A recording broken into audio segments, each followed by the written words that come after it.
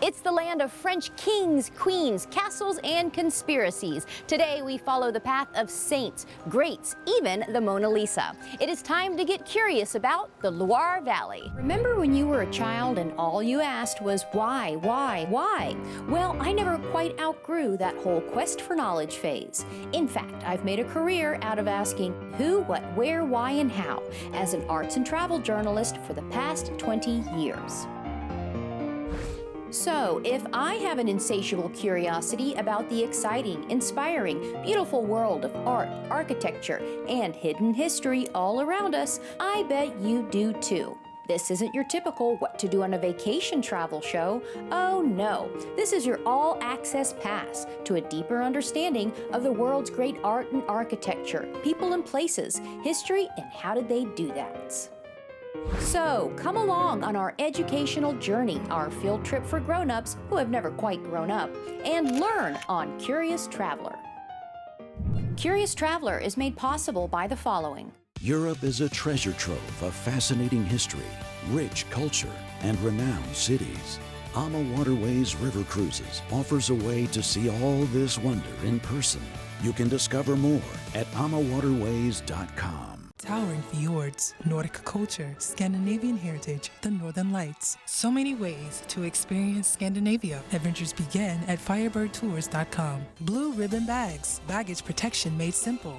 We track and return your delayed baggage around the world. We send automatic email updates so you can do what you love. BlueRibbonBags.com. Anatomy, European travel clothing for women. Anatomy is designed to fly. Anatomy.com. There is a region in central France known as the Cradle of the French. It's a UNESCO World Heritage Site, and there are more than 300 beautiful chateaux, all in one small area. Why are they there? Well, it has a little something to do with kings, wars, wine, women, and song, the French Renaissance, and a couple of trips to Italy. The Loire Valley has so much to be curious about.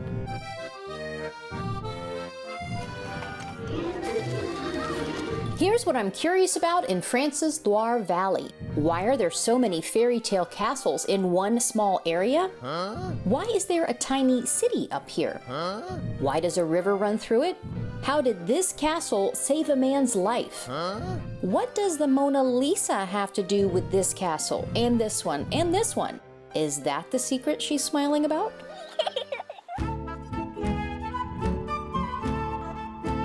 So, question number one, why are there so many castles in one small region? There has to be a reason why this area has these and no other place has them. What so is that many reason? chateaux, because at the end of the Middle Age, the king was no more in Paris, lived there in the Loire Valley. So where is a king, there is a power. And when there is a power, you have money. So at this time, there was no more war in the Kingdom of France. So the taste was to live in a palace, very luxury, very comfortable. It's why you have so many chateaux in the Loire Valley in a very small space. This peaceful and prosperous time period was during the Renaissance, but the Loire Valley's origins go back much further, where sometimes the answer to history's mysteries is simply food and water. The Loire Valley is known as the Cradle of the French and the Garden of France because of its fertile soil. And you know how the French love their wine and cuisine. So, fertile soil and close access to the water of the Loire River and its tributaries meant little civilizations popped up here millennia ago. Fast forward to the early Middle Ages, when the villagers built protective fortresses high upon the hills, you know, to keep an eye out for the bad guys. Little did they know that just a few hundred years later, these Disney-esque fairy tale chateaux would be built atop their fortresses' ruins. And once the kings moved in, the nobility soon followed, building their own chateau. Gotta be close to kiss up to the king, right? But where did this iconic French Renaissance architectural style come from? You definitely know a French chateau when you see one. Wait, it is French, isn't it? We think of this as true French architecture, but in fact, it actually came from Italy or was inspired by Italian. The kings and all his people of his court discovered Italy and the Renaissance. So they wanted to have it And copying it was not enough. They invited the artists to come to France. So let us begin our curious exploration of the Loire Valley Chateau with the grandest granddaddy of all the chateaux, Chateau de Chambord.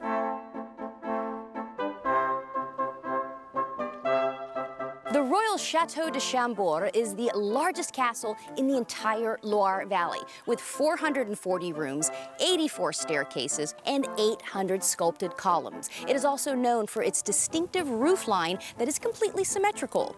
Or is it? Well, we do know for sure that King Francis I loved the arts and pretty much wanted to show off by building this giant castle in the 16th century. Mission accomplished, as Chateau de Chambord is 6 times larger than any other chateau in the Loire Valley. Wow! So grand, such a statement of the king's power, such intricate carvings by only the best French master masons. The only problem is King Francis never actually lived here. Nobody ever actually lived here? That's right. How can that be? Because it was built by King Francis I to show that he was the greatest man on earth. Ah, so a lot of showing off, but not a real practical use. That's it.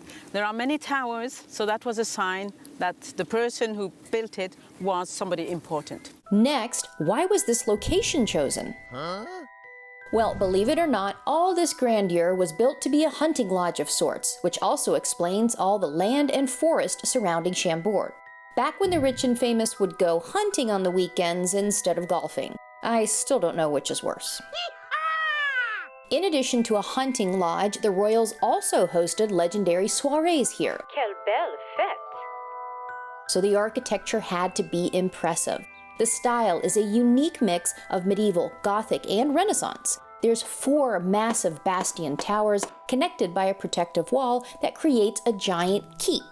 But who needs a medieval wall during the time of Renaissance peace? Well, we are at the time of the Renaissance when it's built, but Francis I apparently liked everything that had to do with what we now call the Middle Ages, knights and fortresses. So the castle is in fact a fortress of the Middle Ages with ornament which is typical Renaissance. The most interesting architectural features are up on the rooftop, with a mishmash of towers, chimneys, and spires facing every which way, no two exactly matching. It's almost like its own little cityscape up here. And inside, leading up to the rooftop, there's another marvelous curiosity. One of the most impressive pieces of architecture is this double helix staircase. We actually have one helix on one side, one on the other. They wind around up 3 floors and never touch. It would take a genius to design this, right? Well, that is why it is believed that Leonardo da Vinci did this. That's right, the Renaissance genius himself. And one of his masterpieces has a curious connection to Chambord too. There's a wonderful story about what happened here during World War II. Obviously, war is never anything to smile about, but there was a little sneaky trick played on the bad guys here. Yeah, in fact, in different places in the Loire Valley, all the pieces of art from the museums of Paris, well, not all of them, but a lot of them, were taken away and sheltered in some of the castles here. They were hidden away here, so when they went to the Louvre thinking they were going to get all the masterpieces, quite surprised. Yeah. And one of those masterpieces was none other than the Mona Lisa. Wow! And before the Mona Lisa was brought to Chambord in the 20th century, she was brought to our next curious chateau in the 16th century, on the back of a mule. While Chambord's location was chosen for its hunting grounds, our next chateau is the perfect example of a Renaissance castle built atop an ancient Gallo-Roman fortress on a prime hilltop lookout point over the Loire River.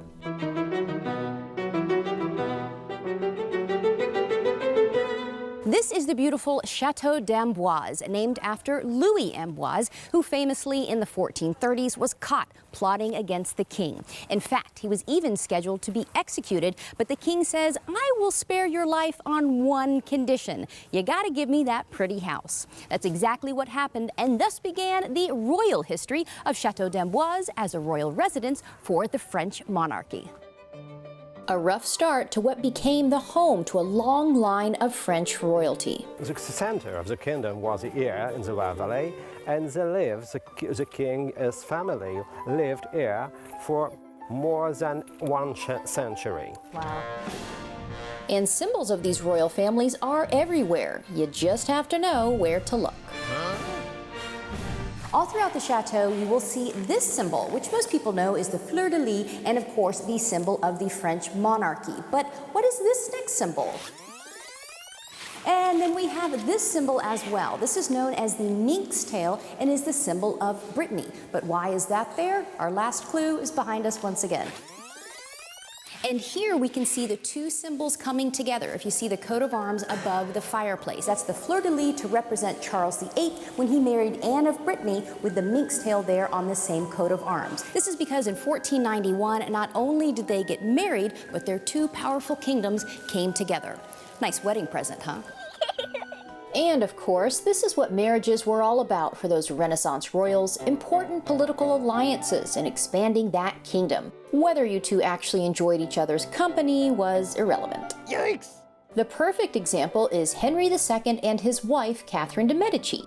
They lived here at Amboise while his mistress lived in another Loire Valley castle. Ooh la la! That could not have been comfortable dinner conversation. Yikes! King Francis I grew up here too and later became known as the King of the Arts. He loved the arts so much, he invited the star of the Renaissance arts world, Leonardo da Vinci, to be his royal artist in residence. Francis I was proud of himself. So he had an obsession to be a king for the history. And it's why he invited Leonardo here in Amboise, naturally, because Leonardo at this time was a very, very famous artist. Of course. And there's a wonderful legend that there was an underground tunnel built between Chateau d'Amboise and Leo's house. The tie between Leonardo and the king was very, very strong, but it was not a secret. So why to use a tunnel to come to the chateau? It was not necessary. But it's very nice to tell a story now. Well, secret passageway or not, Leonardo da Vinci's house is just a short walk away through the little village of Amboise.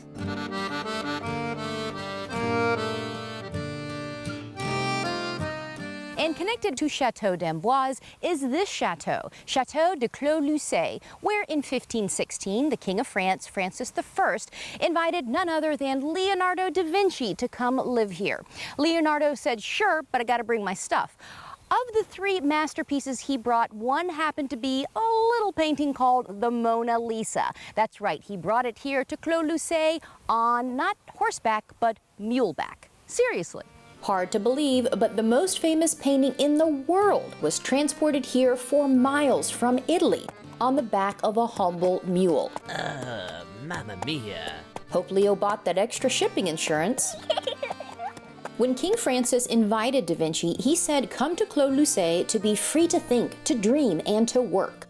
Why? What was wrong with thinking, dreaming, and working back in Italy? He had to face his best rivals, such as Michelangelo and Raphael, and Leonardo didn't receive any orders corresponding to his status. Leonardo was relegated to a position of secondary importance, and all these reasons explain his coming to France in 1516. Da Vinci was an engineer, a scientist, a philosopher, and of course, an artist. Today, you can see many of his genius inventions come to life. These are all modern-day 3D models, taken from Da Vinci's original sketches, for everything from early military tanks to an aerial screw to an incredible flying machine, centuries before the Wright brothers took flight. Leonardo was an exceptional man, the genius of mankind. Leonardo da Vinci only lived 3 more years once he moved to Clos-Lucé, and fittingly, when he passed, he was laid to rest back at the small chapel next to Chateau d'Amboise. Now, there's a legend that says Da Vinci's remains were later removed and reburied somewhere else, but that's a curiosity for another time. Now, we must move on to our next chateau, the Chateau of the Ladies.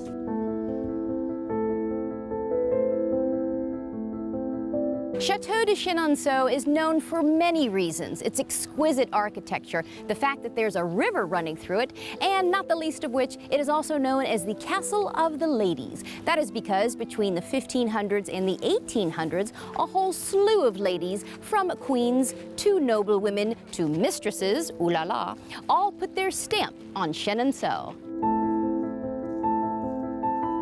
And it all starts with our first lady of Chenonceau in 1496, who built a French Renaissance castle on top of an old watermill. Her name was Catherine Brissonnet. Okay. Her husband was a banker. Okay. Who had built an old fortress, knocked it down, and he built his castle in the style of the Renaissance. Then he made mistakes with his business, so he lost his castle and the castle became royal. But a very interesting type of royal castle.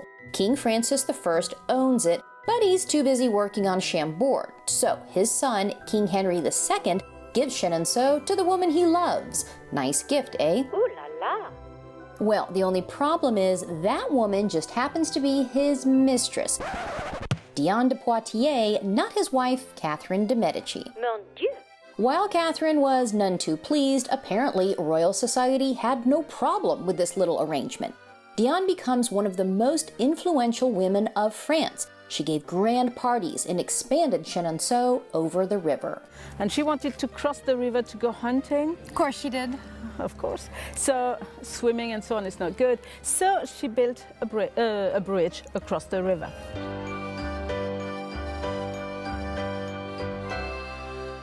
But Diane's fun came to an end in 1559 when King Henry II died. Now, Catherine de Medici could finally take her revenge on the other woman. And she did the worst thing one woman could do to another. No, not make fun of her hair. She simply kicked Diane out and moved into her castle. There was a bit of a, I don't know how you can say, between the mistress and the wife of the king. One can figure that one out, okay? A little bit of a tiff. Catherine of Medici became the lady of Chenonceau, and she built the gallery, the double gallery, on top of the bridge. So that's the good news. Catherine de Medici didn't destroy the mistress's castle. In fact, she made it even better. She added these glorious galleries over Diane's bridge and added gorgeous gardens and courtyards too. Next, from the keep my man but give me the castle queen to the White Queen. When Catherine de Medici died in 1589, she gave Chenonceau to her daughter-in-law, Louise of Lorraine, known as the White Queen, who liked to hang out in the Black Room. When Queen Louise's husband was assassinated, she went into a deep depression lasting years. She rarely left this Black Room, so why was she called the White Queen?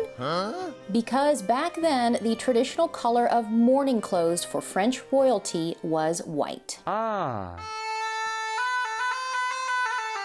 But we gotta end on a happy note, so let's fast forward to the Age of Enlightenment, when yet another lady of the castle swoops in to save Chenonceau. In the 18th century, we had Madame Dupin. She came from Paris. She lived here 70 years. And her guests were all the famous philosophers and writers of the time, like Voltaire, Rousseau, Montesquieu, and so on. Madame Dupin not only restored Chenonceau to its former glory, she was even able to protect Chenonceau during the French Revolution, while other chateaux were being ransacked. How? Well, she was able to convince the revolutionaries that her bridge was the only way to cross the Cher River. And according to legend, it was also partly because the revolutionaries liked Madame Dupin's friendship with the Enlightenment crowd. Hooray! So this humble watermill became a true cradle of the Renaissance and later the Enlightenment, flourishing with new architecture, new gardens, and new ideas, even if it bubbled over every so often with a few female feuds. Mine.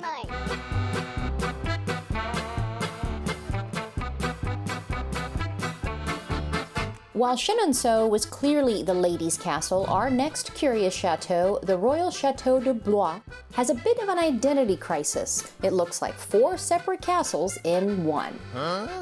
Chateau de Blois started in the 10th century. Joan of Arc came to Blois to be blessed, and counts, dukes, kings, several Henris, a couple of de Medicis, and Francis I all lived or visited the royal castle. All of the 7 reigning kings in the 16th century resided here on a temporary basis. So it's undoubtedly the chateau where the court was the most often present in the Loire Valley. And some of those royals even did some redecorating, including a rather prickly one. All throughout the chateau, you will see not a bear, not a lion, not even a fairy tale unicorn. Instead, you will see a porcupine. Why is that there? Well, it is because Louis XII adopted the porcupine as his own personal emblem. Seems a little strange, but think about it. A porcupine can throw his own quills out at the enemy. So the idea here is don't get too close to the royal power, and enemies better stay away.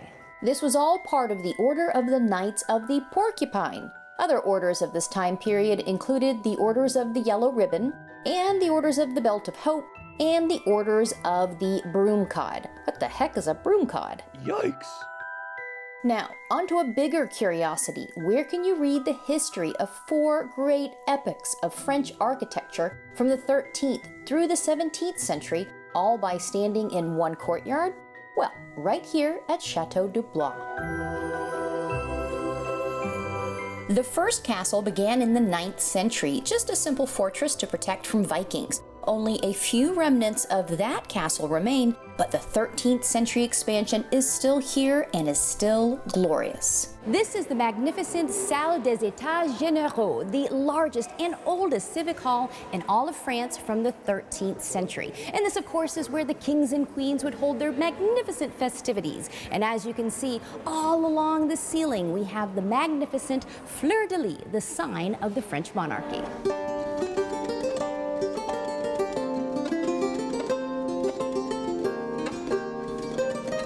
The next wings are from the 1500s, Louis VII's Gothic wing, with that brick facade and, of course, his equestrian statue and porcupine over the entrance. And Francis I's Renaissance wing, said to be inspired by the architecture of the Vatican. And in the center is the grand spiral staircase. You could walk out to the balconies, see what's happening in a busy courtyard and like a theater setting, especially see who is in the staircase. That's very important. Okay, so some royal secrets could be overheard here, but King Francis also added a royal library and this room called the Chamber of Secrets, long before J.K. Rowling wrote a book called that. It's the only royal study in France that's kept its original woodwork.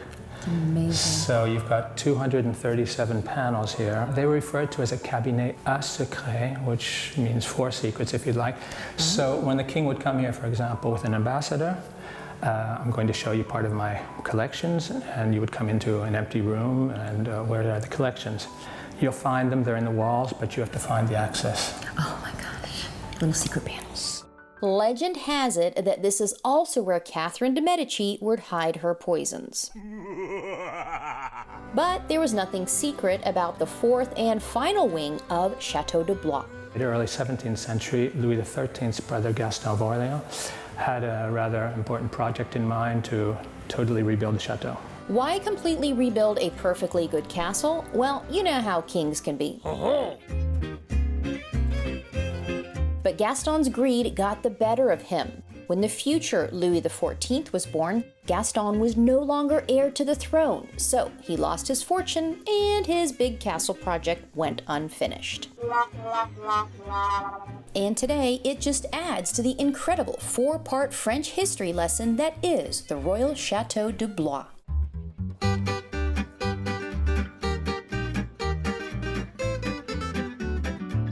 So, a giant castle fit for a king, although never lived in by one, with a mysterious double helix staircase, perhaps designed by a Renaissance genius who lived in his own Loire Valley chateau, that may have been connected underground to yet another chateau, which a king wanted so badly he threatened to kill the owner to get it. Yikes!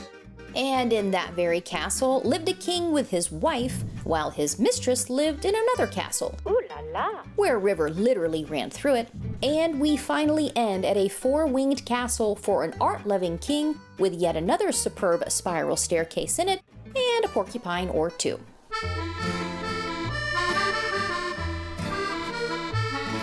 Thank you for joining us on our educational journey, and hopefully now you're even more curious about the who, what, where, why, and how of the beautiful Loire Valley. As they say here in France, à bientôt!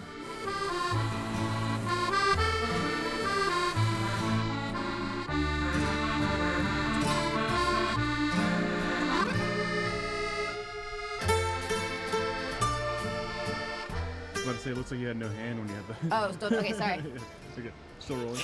3, 2, 1. Yeah. Merci beaucoup. Thank you. Thank you. Good job. Round That's of very applause. kind of you. Round of applause. Curious Traveler is made possible by the following. Europe is a treasure trove of fascinating history, rich culture, and renowned cities. Ama Waterways River Cruises offers a way to see all this wonder in person. You can discover more at amawaterways.com. Towering fjords, Nordic culture, Scandinavian heritage, the Northern Lights. So many ways to experience Scandinavia. Adventures begin at firebirdtours.com. Blue ribbon bags, baggage protection made simple. We track and return your delayed baggage around the world. We send automatic email updates so you can do what you love. BlueRibbonBags.com. Anatomy, European travel clothing for women. Anatomy is designed to fly. Anatomy.com. Still curious? Go to CuriousTravelerTV.com and follow us on Facebook at Curious Traveler TV, on Twitter at Curious Trav TV, and on Instagram at Curious Traveler TV.